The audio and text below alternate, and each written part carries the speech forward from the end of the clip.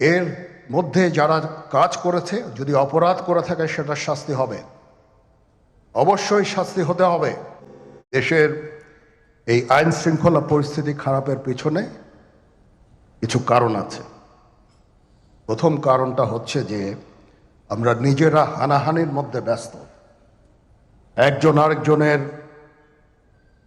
বিরুদ্ধে বিষোদ্গারে ব্যস্ত।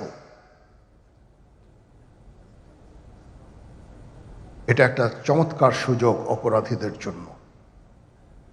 যেহেতু আমরা একটা অরাজক পরিস্থিতির মধ্যে বিরাজ করছি, তারা খুব ভালোভাবেই জানে যে এই সময়ে যদি এই সমস্ত অপরাধ করা যায় তাহলে এখান থেকে পরিত্রাণ পাওয়া সম্ভব।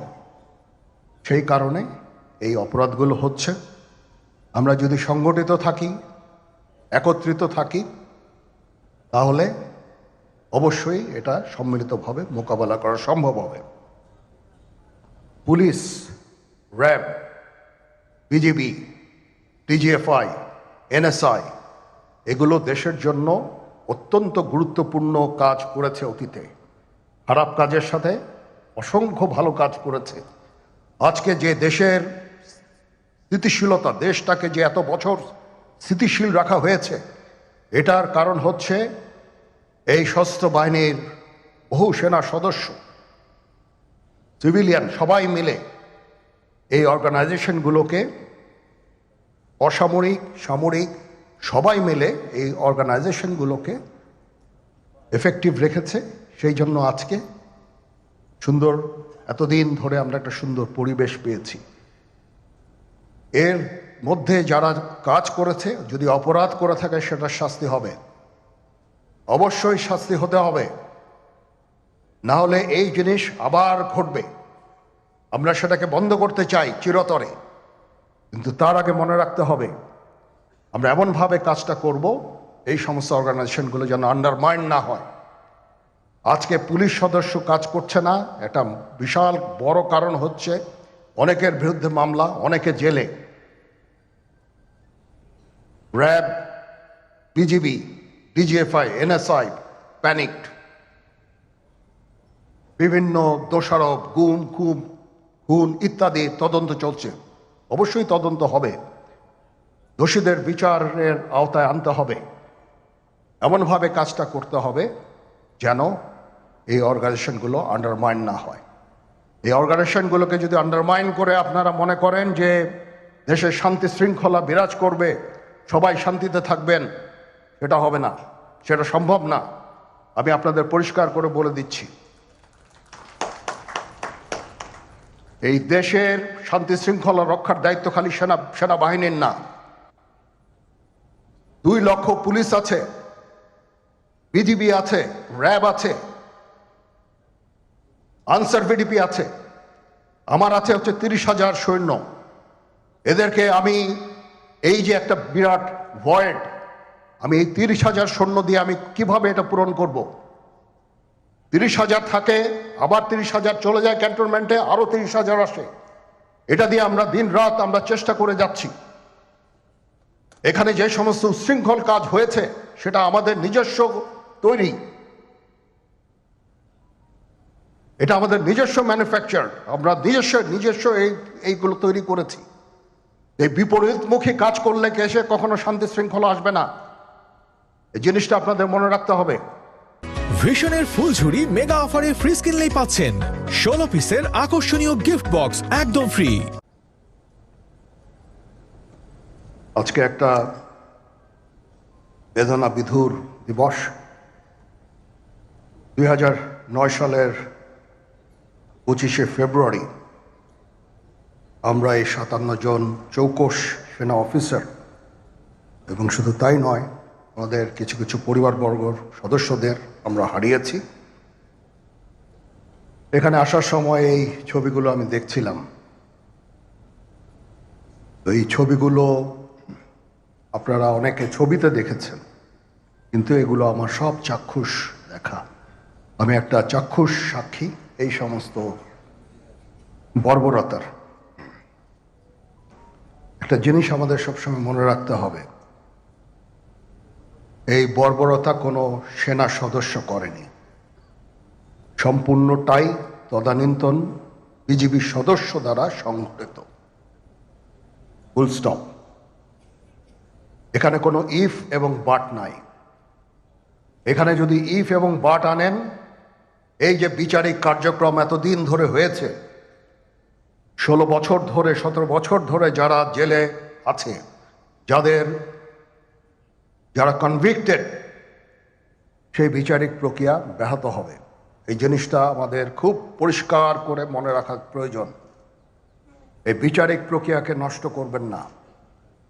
যে সমস্ত সদস্য শাস্তি পেয়েছে তারা শাস্তি পাওয়ার যোগ্য। এখানে কোনো রাজনৈতিক নেতৃবৃন্দ এর মধ্যে উপস্থিত ছিল কিনা, ইনভলভ ছিল কিনা, বাইরের কোনো শক্তি এর মধ্যে ইনভলভ ছিল কিনা, সেটার জন্য কমিশন করা হয়েছে।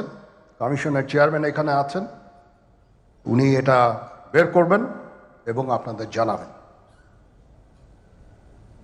বটম লাইন হচ্ছে যে এই সমস্ত আমাদের এই চৌকস সেনা সদস্য যারা প্রাণ হারিয়েছেন, তারা প্রাণ হারিয়েছেন তদানীন্তন বিডিআর সদস্যদের গুলিতে। আমরা নিজেরা এই সমস্ত জিনিস নিয়ে অনেক ভিন্ন মত পোষণ করছি। কেউ কেউ এই জিনিসটাকে ভিন্ন খাতে প্রবাহিত করার চেষ্টা করছি। সেটা আমাদের জন্য মঙ্গলজনক হবে না। আজকে যদি আমার যে উপদেশ আমি কিছু দিয়ে যাব, সেটা যদি আপনারা গ্রহণ করেন, আপনারা লাভবান হবেন, আমি এটা আপনাদের নিশ্চিত করছি। আমরা নিজেরা ভেদাভেদ সৃষ্টি না করি, আমরা নিজেরা ইউনাইটেড থাকি। আমাদের মধ্যে যদি কোনো সমস্যা থেকে থাকে, কোনো ব্যত্যয় থেকে থাকে, কোনো গ্রিভান্সেস থেকে থাকে, সেটা আমরা আলোচনার মাধ্যমে সমাধান করব। এটার জন্য ডানে বায়ে দৌড়িয়ে কোনো লাভ হবে না, নিজের ক্ষতি ছাড়া কোনো লাভ হবে না। আমি আপনাদের এই জিনিসটা নিশ্চিত করে দিচ্ছি। কিছু কিছু সদস্যদের দাবি যে তারা 2009 সাল থেকে আজ পর্যন্ত বিভিন্ন শাস্তি পেয়েছেন। কেউ কেউ দায়ী করছেন যে তারা অযাচিতভাবে শাস্তি পেয়েছেন। এটার জন্য আমি একটা বোর্ড করে দিয়েছি, একজন লেফটেন্যান্ট জেনারেল সেই বোর্ডের সদস্য। প্রথম ফেজে 51 জন সদস্যর ব্যাপারে আমার কাছে রিকমেন্ডেশন নিয়ে এসেছে। তার রিকমেন্ডেশনের অধিকাংশই আমি গ্রহণ করেছি এবং আরও বেশি আমি দিয়েছি। নেভি এয়ারফোর্সও তাদের এই কার্যক্রম চালিয়ে যাচ্ছে। আমার স্ট্যান্ড পয়েন্ট হচ্ছে, যদি কেউ অপরাধ করে থাকে সেটার জন্য কোনো ছাড় হবে না, বিন্দু মাত্র ছাড় নাই। আমি আপনাদের পরিষ্কার করে দিচ্ছি, it is a discipline force. Discipline ফোর্সকে ডিসিপ্লিন থাকতে দেন। আজকে এই যে দেশের ক্রান্তি লগ্নে সমস্ত বাহিনী, সমস্ত অর্গানাইজেশন বিপর্যস্ত হয়ে পড়েছে। খালি সেনাবাহিনী টিকে আছে, বিমান বাহিনী টিকে আছে, নৌবাহিনী টিকে আছে। কেন? Because of discipline. তারপরেও আমি আমার অফিসারকে আদেশ দিয়েছি, যদি সামান্যতম কোনো সন্দেহের অবকাশ থাকে, কোনো কার বিরুদ্ধে যেই অ্যাকশন না হয়েছে, অপরাধী কিনা যদি সামান্য কোনো সন্দেহের অবকাশ থাকে, সেটা তাদের ফেভারে যাবে। এটা হচ্ছে আমার ঢালাও নির্দেশ। সেই হিসাবে বিভিন্ন প্রস্তাব আমার কাছে এসেছে। কোনো কোনো প্রস্তাবে আমি আরও আমার নিজে থেকে যোগ করে আরও বেশি আমি দিয়েছি। এভাবে পর্যায়ক্রমে অফিসাররা অ্যাপিয়ার করবে, আসবে এবং তাদের এই জিনিসগুলো আমরা দেখব। দেখে যদি মনে হয় যে তাদেরকে করার অবকাশ আছে কিছু, অবশ্যই আমরা করব। এটা ন্যায় নীতিতে আমরা প্রতিষ্ঠিত থাকব ইনশাআল্লাহ। আপনারা কিছু মনে করবেন না, আজকে আমি একটু পরিষ্কার করে আমি কথা বলতে চাই। আপনাদের সবার হয়তো ভালো নাও লাগতে পারে, কিন্তু বিশ্বাস করেন আমার এটা যদি আপনারা গ্রহণ করেন, আপনারা লাভবান হবেন, কোনো ক্ষতি হবে না দেশের। আমার অন্য কোনো আকাঙ্ক্ষা নাই। আমার একটাই আকাঙ্ক্ষা, দেশ এবং জাতিটাকে একটা সুন্দর জায়গায় রেখে ছুটি করা। I had enough. Was last 7-8 months I had enough. আমি চাই দেশ এবং জাতিকে একটা সুন্দর জায়গায় রেখে আমরা সেনানিবাসে ফেরত আসব।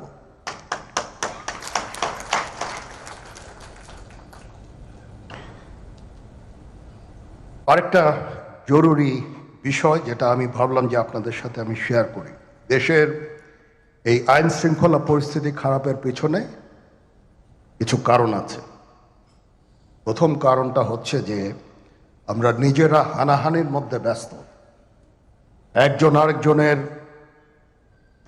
বিরুদ্ধে বিষোদ্গারে ব্যস্ত। এটা একটা চমৎকার সুযোগ অপরাধীদের জন্য। যেহেতু আমরা একটা অরাজক পরিস্থিতির মধ্যে বিরাজ করছি, তারা খুব ভালোভাবেই জানে যে এই সময়ে যদি এই সমস্ত অপরাধ করা যায় তাহলে এখান থেকে পরিত্রাণ পাওয়া সম্ভব। সেই কারণে এই অপরাধগুলো হচ্ছে। আমরা যদি সংগঠিত থাকি, একত্রিত থাকি, তাহলে অবশ্যই এটা সম্মিলিতভাবে মোকাবেলা করা সম্ভব হবে। Police, RAB, BGB, TGFI, NSI এগুলো দেশের জন্য অত্যন্ত গুরুত্বপূর্ণ কাজ করেছে অতীতে। খারাপ কাজের সাথে অসংখ্য ভালো কাজ করেছে।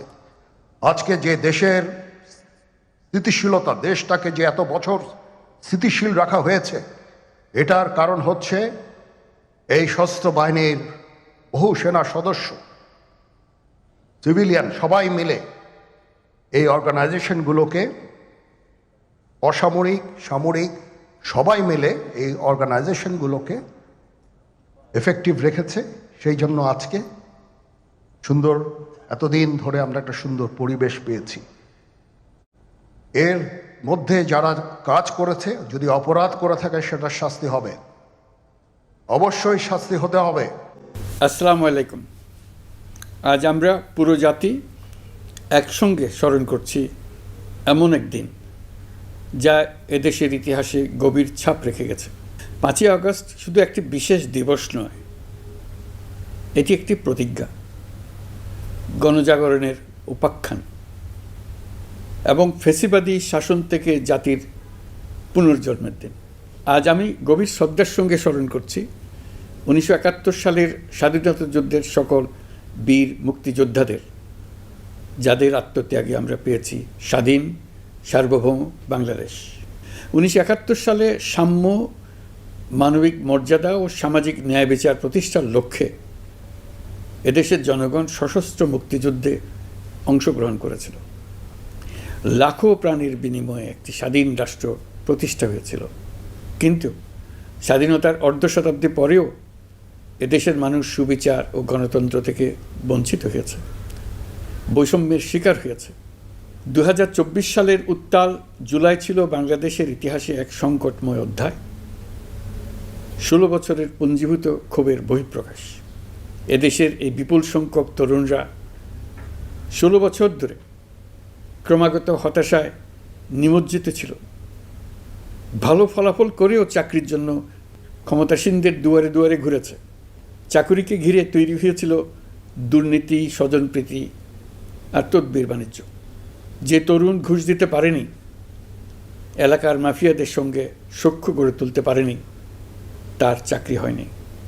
সরকারি চাকরিতে বৈষম্যমূলক কোটা পদ্ধতি, যেটা মূলত ছিল দুর্নীতি ও স্বজনপ্রীতির আরেকটা হাতিয়ার, এর বিরুদ্ধে তরুণ সমাজ দীর্ঘদিন ধরে প্রতিবাদ বিক্ষোভ করলেও ফ্যাসিবাদী শাসকের টনক নড়েনি। দীর্ঘ এই সময় প্রতিটি সেক্টরে মাফিয়াতন্ত্র কায়েম করে একটি সুবিধাভোগী শ্রেণী তৈরি করা হয়েছিল, যারা আর্থিক ও অন্যান্য সুবিধার বিনিময়ে স্বৈরাচারের পক্ষে কথা বলবে, কাজ করবে। স্বৈরাচারের পক্ষের সঙ্গী হলেই তার চাকরি হবে, কাজ মিলবে। সরকারি প্রতিষ্ঠান, শিক্ষা প্রতিষ্ঠান, অর্থনৈতিক প্রতিষ্ঠান এমনকি বিচার ব্যবস্থা, আইনশৃঙ্খলা বাহিনী, গণমাধ্যম ও সাংস্কৃতিক মণ্ডলেও এই ধরনের সুবিধাভোগী শ্রেণী তৈরি হয়েছিল। এদেশের গরিব মেহনতি মানুষের পয়সা লুট করে পতিত ফেসিবাদ ও তাদের সহযোগীরা এক একজন টাকার পাহাড় গড়ে তোলে। সীমাহীন দুর্নীতির কবলে পড়ে অর্থনীতি ভেঙে পড়ে। এই দেড় যুগে প্রতিটি ন্যায্য দাবি, প্রতিবাদ, বিক্ষোভ চলাকালে পুলিশের পাশাপাশি দলীয় সন্ত্রাসীরা অস্ত্র হাতে আন্দোলনকারীদের পিটিয়েছে। গত 16 বছরে যারাই সরকারের সমালোচনা করেছে, নাগরিকদের অধিকারের পক্ষে কথা বলেছে, তাদেরকে গ্রেফতার অথবা গুম করা হয়েছে। লাখ লাখ বিরোধী দলীয় রাজনৈতিক নেতাকর্মীদের নির্বিচারে আটক, গ্রেফতার করা হয়েছে। এই ভয়াবহ পরিস্থিতিতে 24 জুলাইয়ে দেশের ছাত্র সমাজ, তরুণ প্রজন্ম, সাধারণ মানুষ সবাই একত্রিত হয় এক নতুন দিনের প্রত্যাশায়। সমস্বরে তারা বলে ওঠে, এবার ফেসিবাদকে যেতে হবে। তবু দেশের মানুষের বুকে গুলি চালিয়ে শেষ পর্যন্ত ক্ষমতা আঁকড়ে ধরে রাখতে চেয়েছিল ফেসিবাদী সরকার।